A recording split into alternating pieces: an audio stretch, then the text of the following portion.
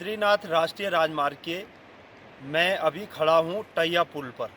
यहाँ पर all weather road का काम अभी गतिमान है और चट्टानी भाग है। यहाँ पर हाईवे बेहद तंग हालत में वर्तमान स्थिति में है और यहाँ पे आप देख सकते हैं यह हाईवे बहुत संकरा हो गया है ऑल वेदर रोड के काम से और वाहनों की आवाजाही भी बड़ी मुश्किल से यहाँ पर हो रही है और ऊपर चट्टानी भाग पर कई बड़े बड़े बोल्डर अटके हुए हैं।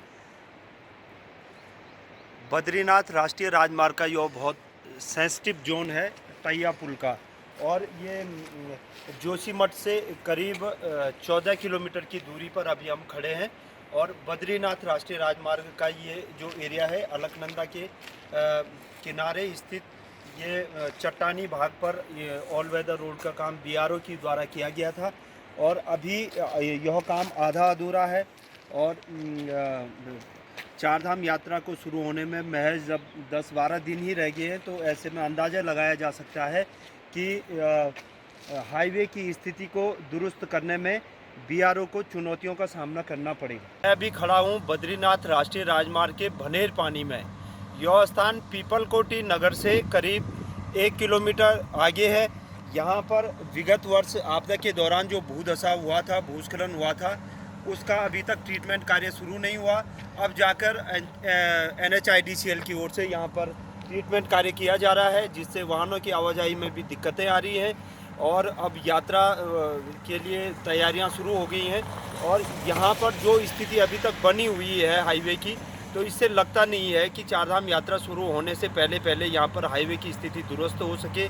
यहाँ पर जो हाईवे बेहद संकरा हो गया है और तीखा मोड़ आ गया है हाईवे पर और NHIDCL की ओर से काम तो किया जा रहा है लेकिन छोटे वाहनों की आवाजाही भी बड़ी मुश्किल से हो पा रही है।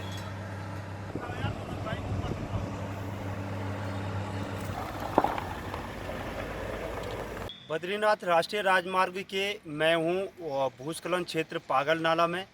पिछले कई सालों से ये पागल नाला बद्रीनाथ धाम की सुचारू तीर्थ यात्रा में खलल पैदा करते आ रहा है।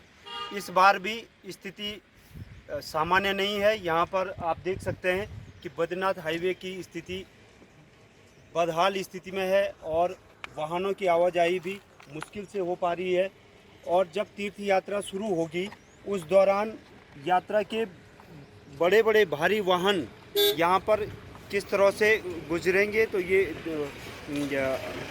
यात्रा के दौरान ही देखने को मिलेगा। लेकिन अभी स्थिति सामान्य नहीं हो पाई है। यहाँ पर कोई भी सुधारीकरण कार्य पिछले 1 साल में नहीं हुआ है।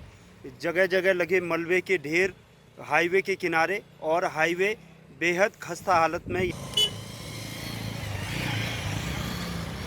पागल नाला पिछले कई सालों से यहाँ पर भूस्खलन यहाँ पे हो रहा है। यहाँ पर थोड़ी सी बारिश होने पर भी नाला उफान पर आ जाता है जिससे बद्रीनाथ हाईवे की ये स्थिति बनी हुई है।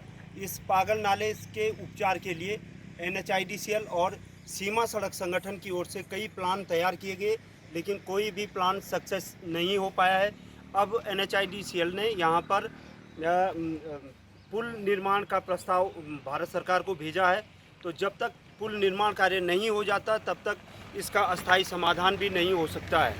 मैं अभी खड़ा हूँ बद्रीनाथ राष्ट्रीय राजमार्ग के गडोरा में।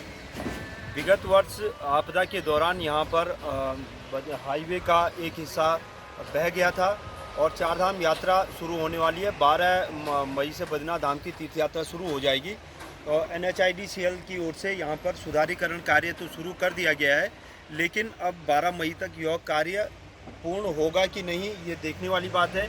इस बार भी बद्रीनाथ हाईवे पर तीर्थ यात्रियों को भारी दिक्कतों का सामना करना पड़ सकता है। ये गडोरा है, यहाँ पर अभी भी स्थिति हाईवे की बेहतर नहीं है।